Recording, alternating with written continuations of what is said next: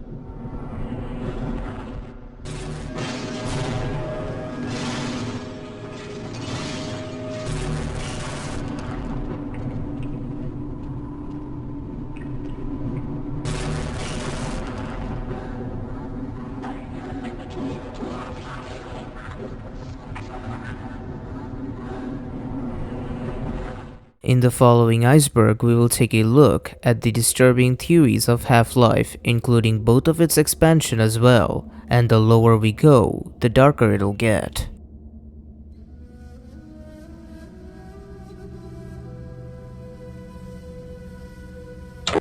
No female scientists due to potential controversies. Once the game starts, you can find guards and scientists as interactable NPCs. However, as it is clearly visible, there are no female scientists in Black Mesa. Surprisingly, the game's supposed to have female scientists, but they were cut from the final build. As you can see, there are images found from the game files. But why are they cut? It could be because of potential controversies. Video games and the violence they depict are often treated differently depending on genders. It could be that because of how headcrabs worked as a species, Valve did not want to face any controversy. Recently in my coverage of Manhunt 2, you can also see the enemies of that game were all male enemies, simply because of how being violent towards women could drive a company or their games into unwanted controversies. I get the argument that there are female Black Ops in the game as well that we kill, but I think having mutated female zombies with their torso all open, especially imagine if they were pregnant and headcrabs latched on their head, would have definitely been a controversial move. With that being said, they did bring back this vision in Half-Life 2. Broader meaning of Uplink ending. Uplink is a demo which is available with Half-Life in the 25th anniversary update. It's important to mention that this is not connected with the final game in any shape or form, as it was simply a demo. When you save the game during Uplink, you can see the file name is saved as HL Demo. In Uplink, Gordon is again on a mission to find out what is going on after 48 hours has passed the containment failure. Gordon needs to reach the satellite signal and turn the transmitter towards USNRC. USNRC stands for United States Nuclear Regulatory Commission. It was created as an independent agency by Congress in 1974 to ensure the safe use of radioactive materials for beneficial civilian purposes while protecting people and the environment. The NRC regulates commercial nuclear power plants and other uses of nuclear materials, which does make sense, as in the final build of Half-Life we can see a resonance cascade happening.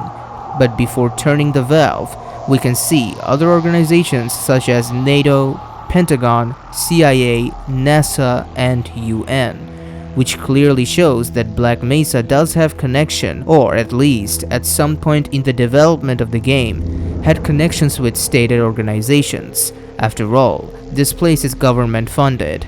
But why did they cut this out of the game? We do see that Black Ops do come after Gordon and all the soldiers in the main game in order to clean up the mess. Black Ops are part of CIA, and if they had connections with Black Mesa, then it would mean that the UN, NATO, NASA, and the Pentagon all knows about the resonance cascade. Because as we all know that Half-Life 2 exists, and Black Mesa weren't cleared out after all. Since this part is completely cut out from the game though, it remains a complete mystery. Gordon might be looking for redemption. This is a pretty common theory on the internet. Through Half-Life, Gordon is basically trying to stop the alien invasion any further. It might be because he holds himself responsible for what is happening, as he was the one who pushed the sample causing the resonance cascade. So it could be that he is trying to redeem himself throughout the game. However, we will dive deeper and talk more about this theory later on.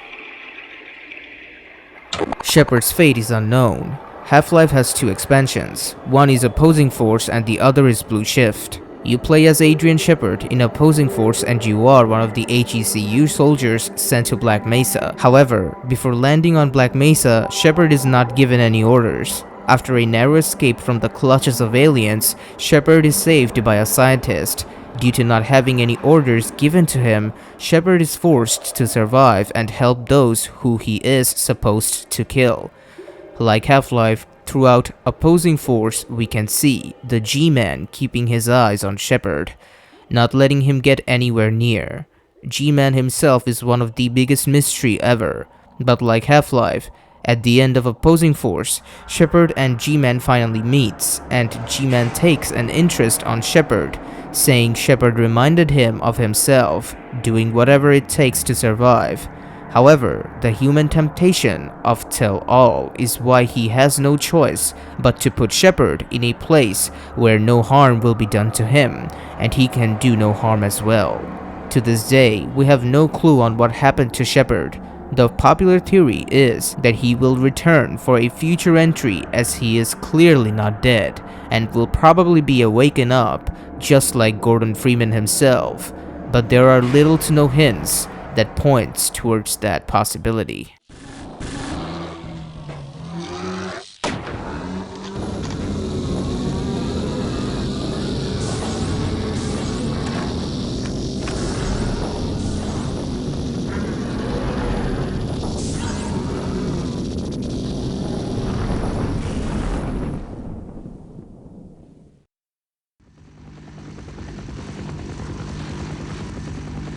So, Corporal Shepard, we meet at last. Please don't think that I've been avoiding you. A great many matters require my attention in these troubled times. I do hope you understand. And now I require a further indulgence on your part. I cannot close my report until every loose end has been tied up. The biggest embarrassment has been Black Mesa facility, but I think that's finally taken care of itself.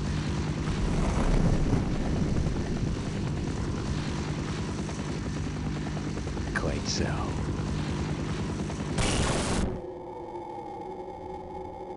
But there is still the lingering matter of witnesses. I admit I have a fascination with those who adapt and survive against all odds. They rather remind me of myself.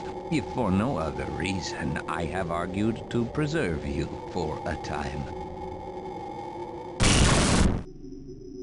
While I believe a civil servant like yourself understands the importance of discretion, my employers are not quite so trusting, and rather than continually subject you to the irresistible human temptation of telling all, we have decided to convey you somewhere you can do no possible harm, and where no harm can come to you. I'm sure you can imagine there are worse alternatives.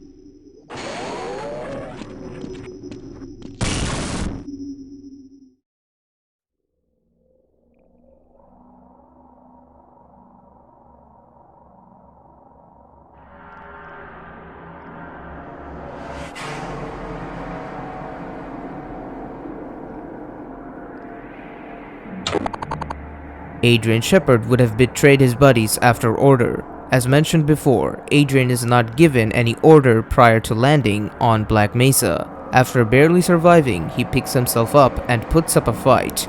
Now let's say that he did receive order from his captain that he had to kill any scientists and guards found in Black Mesa, as the government wanted them to clean up the mess and for the world to not find out what they were doing. The theory goes that if that had happened, Adrian probably would have betrayed his buddies. The thing about Adrian is that he knows how to survive. He doesn't kill the scientists who have saved him, and Otis, who helped him as well, which says a lot about his character. Also, when he finally meets his buddies, he cooperates with them and helps them as well, which is not surprising, since in the military, everyone is trained to look after their buddies, especially medics.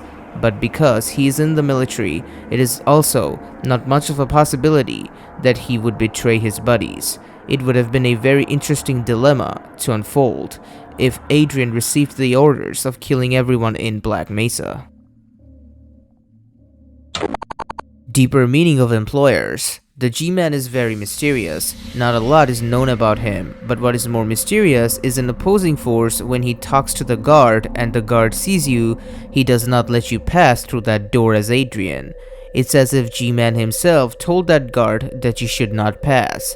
And he does this multiple times in opposing force by either directly stopping your path or undoing what you have done but making sure you cannot redo. Returning back to Half-Life, at the ending of the game, G-Man tells Gordon Freeman that he has suggested Gordon's work to his employers, and they agreed to take Gordon as he had limitless potential.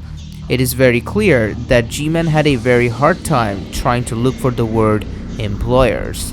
What is also very important to point out is that it's in plural. Who did he mean when he said that?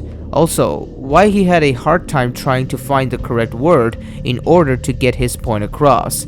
The G-Man also bombed Black Mesa. If we consider the expansions as canon, it would be very clear that his employers are the ones ordering him to do such thing.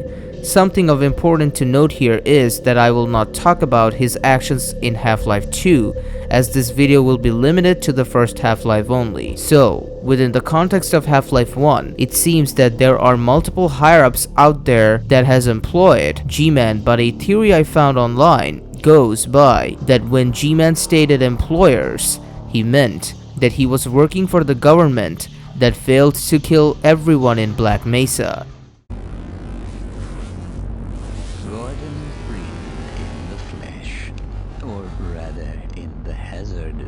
I took the liberty of relieving you of your weapons. Most of them were government property.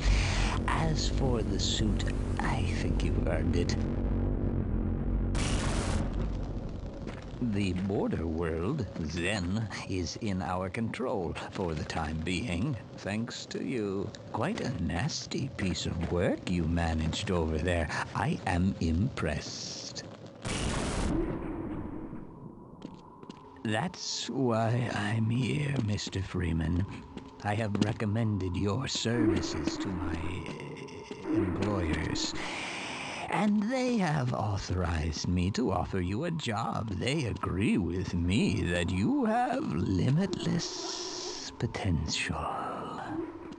However, why does a government that might not even still exist want to help humanity, a humanity that is barely on its feet, almost extinct?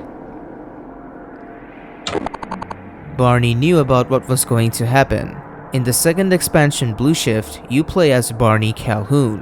One of the first thing you have to do is to get to the locker and make sure to wear armor and helmet so you are prepared and in proper uniform.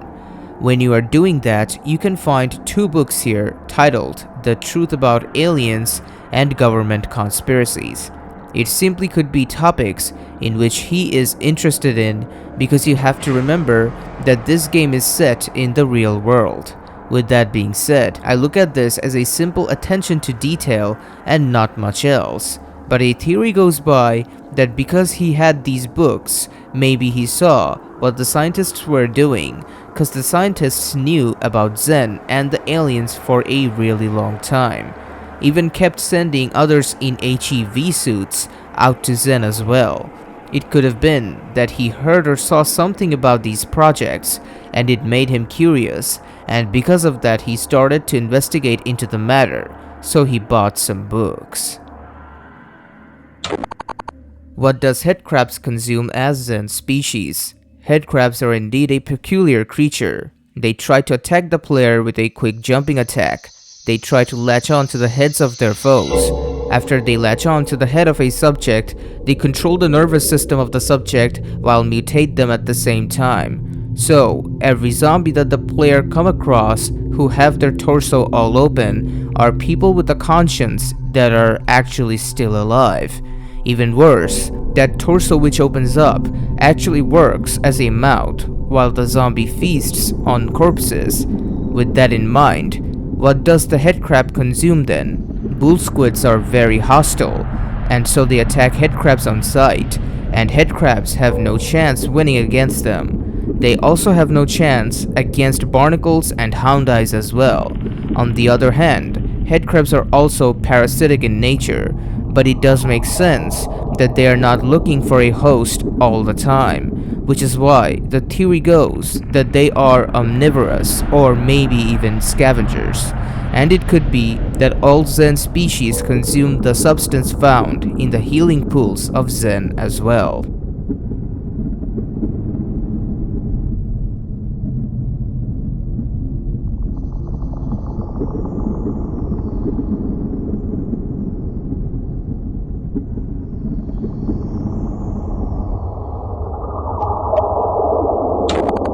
Trapped souls located on a rail. Gordon has to take a rail system all the way to the launch of a rocket in the chapter On a Rail. One thing that always stood out to me of this chapter is that there is a strong, ominous feeling it has around the player. You are traveling on a rail that only God knows how old it might be. It's also the only chapter of Half-Life where you actually get the feeling that there might be something else here other than the aliens that already exist. The sound design is what truly stands out. Hearing it almost feels like there is something paranormal about this chapter. It's as if there are trapped souls suffering from all the chaos happening in the world. It's not only very ominous, but it's also very unsettling as well.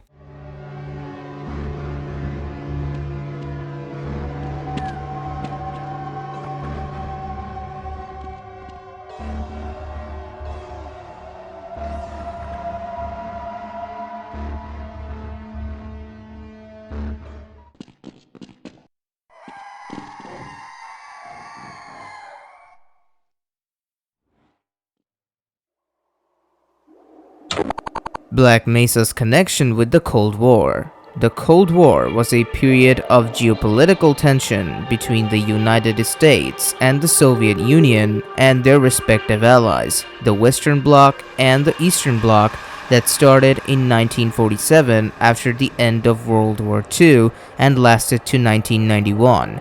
Black Mesa has a lot of old machineries laying around that can be found in the Blue Shift expansion. We cannot verify if the Blue Shift expansion is actually canon or not, so take everything as a theory. These old machineries that are laying around was used during the Cold War.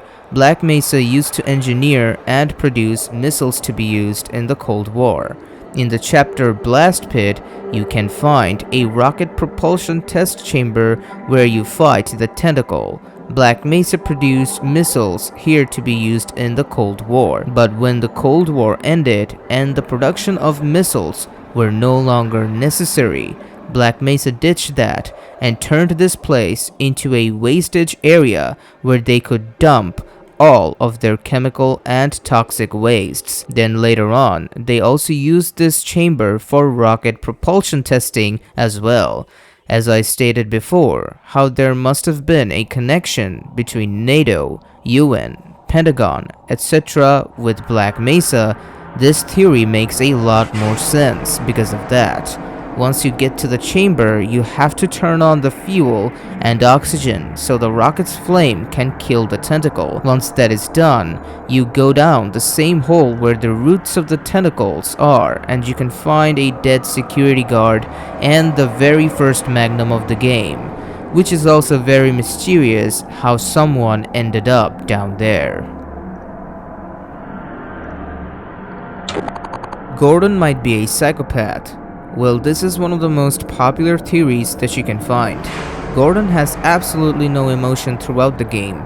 Valve wanted Gordon to feel like he was the player, just being represented in the game itself, which is why they decided to have a protagonist that doesn't talk. That's why Gordon's personality is anything you want him to be. He can be the hero who saves the world and is hell-bent on reaching Zen, or he can be someone who wants to simply kill anything that gets on his way, whether that be a guard, a scientist, an alien, or Nihilith itself. From that perspective, yes, he can be a psychopath, since because the world went to hell, it only gave him a great excuse to kill anything that he wanted. Not to mention, zombies and aliens gave him a bigger reason to kill and feel the fun of indulging into combat and taking lives. Which is why Gordon doesn't talk to anyone, as he simply thinks way differently than everyone else. What everyone else likes or has interest in, Gordon simply does not indulge in. So, if you play the game that way, then yes, Gordon can be a psychopath with the hunger of killing. What is it that Gordon can never know? In the last chapter of Half-Life, you fight Nihilith, the final boss of Half-Life that is keeping the Zen portal open, which is allowing creatures of Zen teleport to Earth and to start an invasion. He can talk to Gordon and he can read anyone's mind. That is how he gets to know the name of Gordon. So, he does talk to Gordon a few times near the end of Half-Life, and one of the things that you can hear him say during the fight is, "The truth. You can never know the truth." As most things Half-Life, this is of course never been answered. But it seems that the most popular theory surrounding this mystery is that he is probably talking about the G-Man and what exactly is his purpose. What gives Half-Life a lot of strength to do the way it does its storytelling is that because Gordon doesn't talk at all, he never asks the G-Man what might be his purpose and why he does what he does, which allows the mystery to stay as vague as intentionally possible. The truth. You can never know the truth.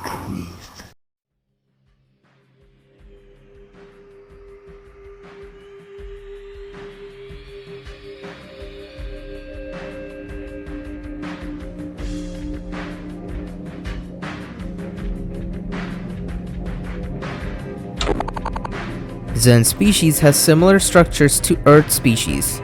There is one thing in common in all of the Half-Life expansions and Half-Life. You have to go to Zen at one point or another. Adrian Shepard wears a mask but Gordon and Barney does not. But when both Gordon and Barney go to Zen, they don't care about oxygen, which is a clear indication that humans can survive in Zen, as it either has oxygen or some other elements that the Earth's atmosphere doesn't have that work in a similar way like oxygen when it comes to the human body. Now let's think reverse. In all Half-Life games, we also see the aliens invading Earth, which means that the Earth's atmosphere is actually also compatible for Xen creatures, which is very coincidental, I must say. Another interesting finding is that when Gordon goes to Xen for the first time, every time he finds ammo, he can also find a dead body, someone who came before Gordon but died in Xen, also wearing HEV suit. They all, however, have helmets on. It can simply be a helmet that provides excellent protection, or it might work as a supplier of oxygen. If that is the case, then Gordon not wearing a helmet might simply be an oversight. But let's assume it was not an oversight. Well, in that case, human beings and Xen species are a lot more similar than you might think. They also eat food in order to survive, which I assume every living being has to do at some point or another.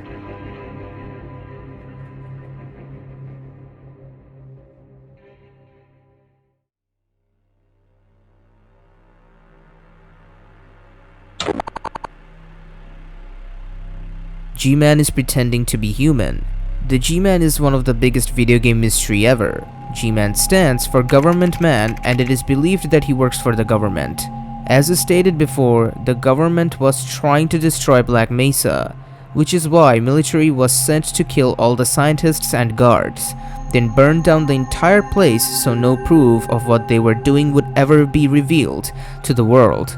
There are strong reasons on why the G-Man is working for this government, and one of those being that he was the one who reactivated the bomb to blow up Black Mesa. During opposing force, Adrian has to disable the bomb by killing 2 Black Ops assassins and then shutting off the bomb. But as soon as he makes his way to the room, he spots the G-Man activating the bomb again. And if the player now tries to go back to kill the G-Man and turn the bomb off, well, it's not possible, since the door, which was open before, is now coincidentally closed. The G-Man can teleport, or at least knows how to teleport. He is also completely invincible to the player's attacks. Nothing can kill him.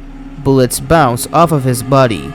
During the ending of Half-Life, when the G-Man is talking to Gordon, he tells Gordon that he told his employers about him, which I have mentioned before in a previous theory, because it took him a long time to figure out the word employer, and also when he talks normally, he doesn't quite talk like a normal person. Also, during the ending fight with Nihilith, a piece of his dialogue says, "You are man. He is not man. For you he waits. For you." It is also highly likely that Nihilith is talking about the G-Man here and how he is not quite the man he appears to be, which is why he is constantly struggling to find words and speaking them out to Gordon. That's why I'm here, Mr. Freeman. I have recommended your services to my employers, and they have authorized me to offer you a job. They agree with me that you have limitless potential.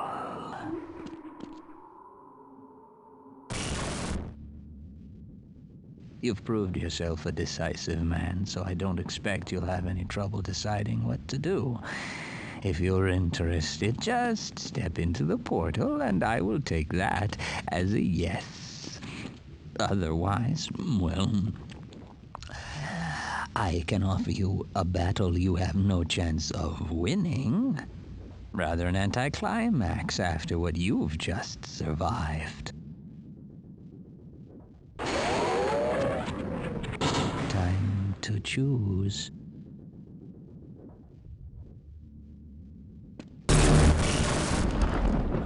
Wisely done, Mr. Freeman. I will see you up ahead. You are man. He is not man. For you he waits. For you.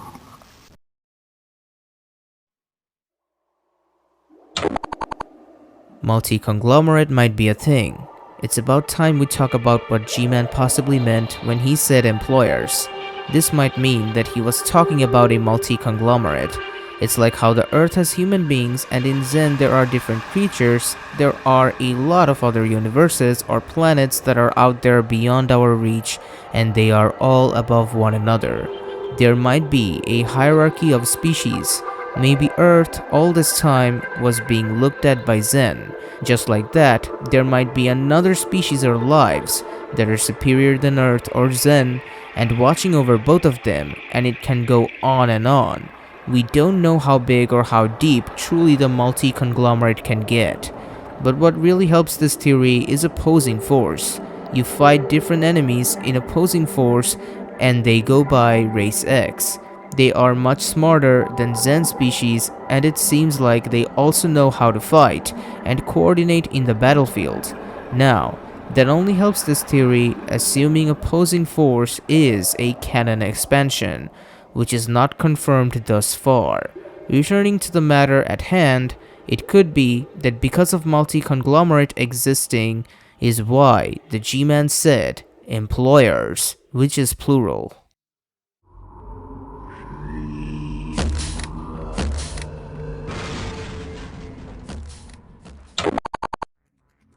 Nihilint resembles human babies. I have talked about it a bit in my Manhunt 2 Disturbing Theories Iceberg video. The word Nihilint is clearly developed from nihilism, and also at the end, the ant is taken from the Greek language, which represents flower. When you deal enough damage to him, his head opens up like petals of flower, and nihilism means the belief of life being meaningless. It means that all religion are meaningless as well. The parallel that I personally see here is that a baby who was just born has a meaningless life, as it made no memories and it has no grasp of reality, as it has no understanding of the world around it. It also doesn't have any idea about religion. Keeping all of this in mind, it could be the reason why the Nihilint resembles a baby. Something that is very unsettling here is that he tells Gordon, "They are slaves. We are their slaves. We are." By stating that he is a slave, he is letting Gordon know that his life is meaningless. I think this is why Valve decided to name him Nihilint, and then made him look like a human baby. Their slaves we are, their slaves we are.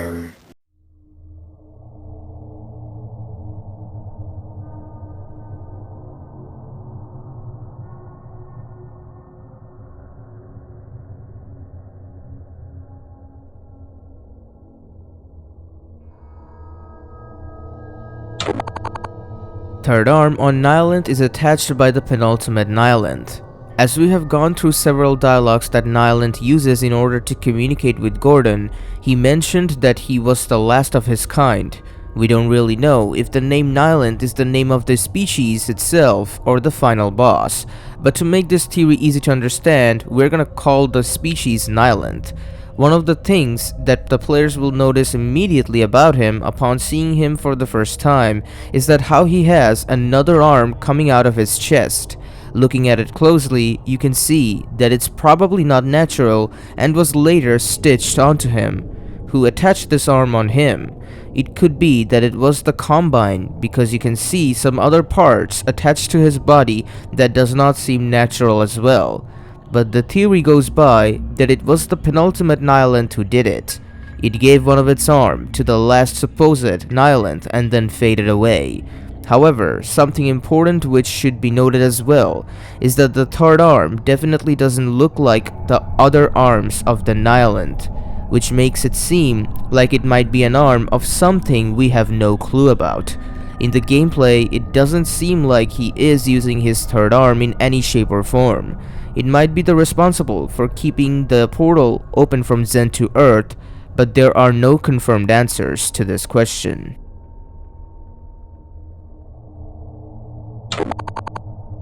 Cascade Crystals is one of the healers of Nihilint. Just before fighting the Nihilint, you can actually see there are 3 healing crystals around the giant chamber, but it seems that they don't look aligned. If anything, another one of those should be in the room, which will make it aligned properly. This could be done simply for the sake of gameplay and to not make the crystals be obvious clues that the player should destroy in order to advance further into the fight. But it could be the very first crystal that we see in the game, right before pushing the cart and starting a resonance cascade. The crystal that we can see could be one of Nyland's. There is a reason to believe this, as one of the lines of Nyland is, "Thieves, you all are thieves, you all are."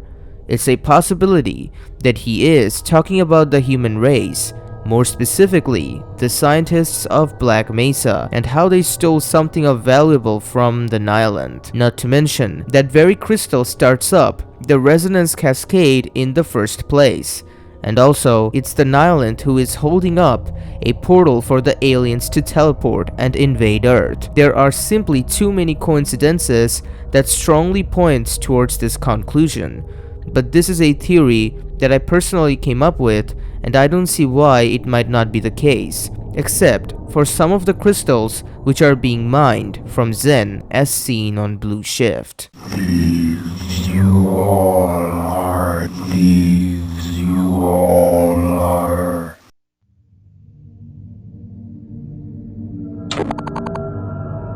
Gordon has no free will. Gordon is a silent protagonist that does not show any sign of panic or joy, as Valve wanted him to be simply the representation of the players themselves. However, from that point of view, one could argue that whatever the player does is what Gordon does, which makes him have no free will, and in the given context, that is technically right. Gordon is really not into saving the world, but because of how his path leads him to that point, he has no choice but to do it. Gordon simply doesn't care about saving lives, which is why the moment he gets his hands on a weapon, he starts to kill anything. Whatever you say about Gordon will always be right, as he is simply not given any personality. He is also not like Master Chief, who talks rarely but does share his input on matters from time to time. The reason it's important to see that distinction is because in most other games, and even in Half-Life 2, there are certain restrictions that a player cannot cross. But in Half-Life, there are either no restrictions or objectives that the player needs to do, as otherwise the game would softlock, and to prevent that, it simply triggers a failed state. With that being said, it would be more appropriate to say that Gordon has no free will in the first Half-Life, as there are some actions Gordon won't do despite the player wanting to, like how Gordon won't aim at someone who is an ally.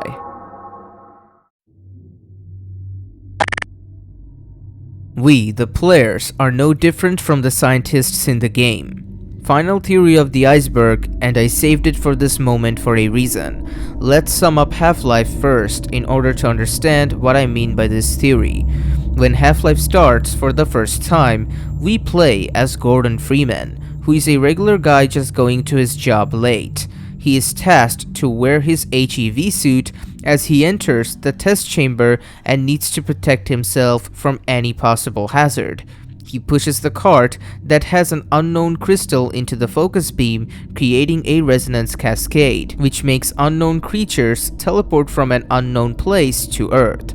After that, he is simply surviving and trying to meet up soldiers who are going to Black Mesa to save the scientists and the guards.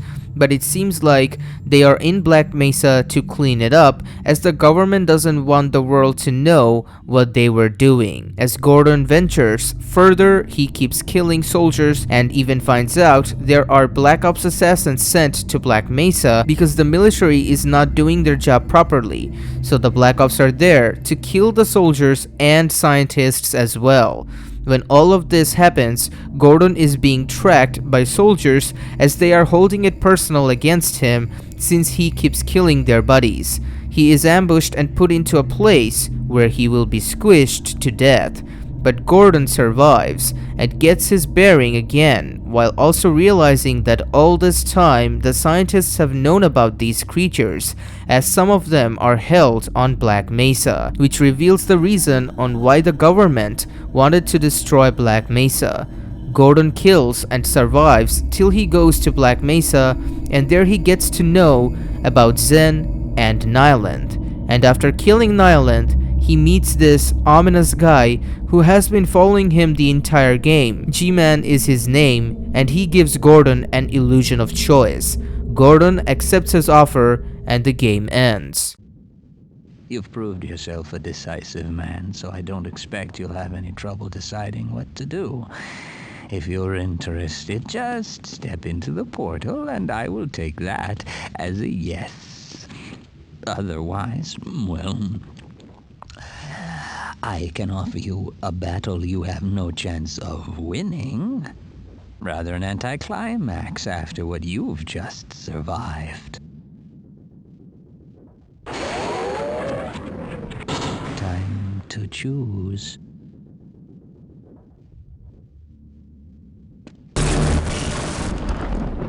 Wisely done, Mr. Freeman. I will see you up ahead.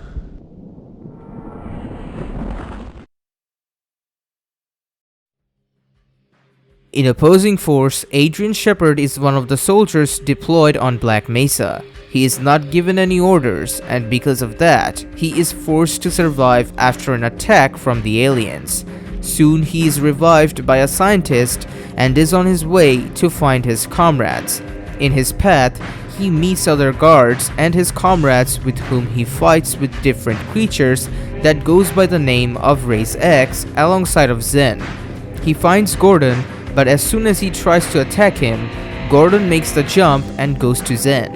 Avoiding a temporal paradox, Adrian jumps on a different portal and gets further away from Gordon.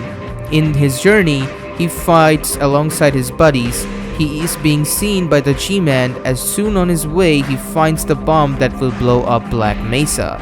He disables it, but the G-Man turns it back on. He fights the Gene Worm, and the G-Man puts him in a place where he can do no harm, and no harm will be done to him.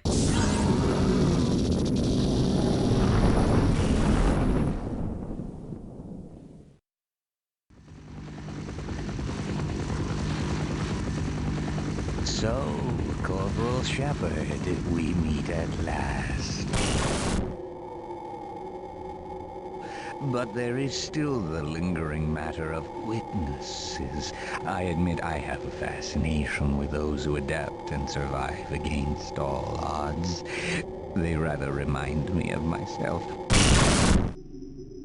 While I believe a civil servant like yourself understands the importance of discretion, my employers are not quite so trusting, and rather than continually subject you to the irresistible human temptation of telling all, we have decided to convey you somewhere you can do no possible harm, and where no harm can come to you.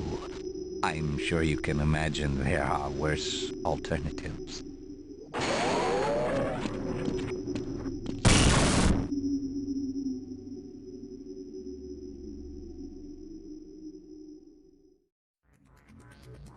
Lastly, we have Blue Shift, where you play as Barney Calhoun, the same guard that we see knocking the door at the beginning of Half-Life. He is also on a regular day at work. He collects his armor and helmet and is on his way to help a lift function. That's when Gordon pushes the crystal, making a resonance cascade happen, and Barney has to survive. Unlike Gordon and Adrian, Barney simply wants to live and escape from Black Mesa. He doesn't go after the culprits or tries to fight them. He simply likes to survive. To make it happen, he finds a doctor who goes by the name Rosenberg. Dr. Rosenberg tells him that he needs to go to Zen and activate a certain device which will help everyone to escape from Black Mesa. He states it was there when the scientists were researching about this odd crystalline structure, and Barney follows him through his instructions. Making sure of that, Barney ends up in Zen, where he activates that device and comes back to the lab. He helps everyone to make an escape, and then lastly, he kills the soldiers on his path and then makes the jump to the portal, making him completely escape and be out of range.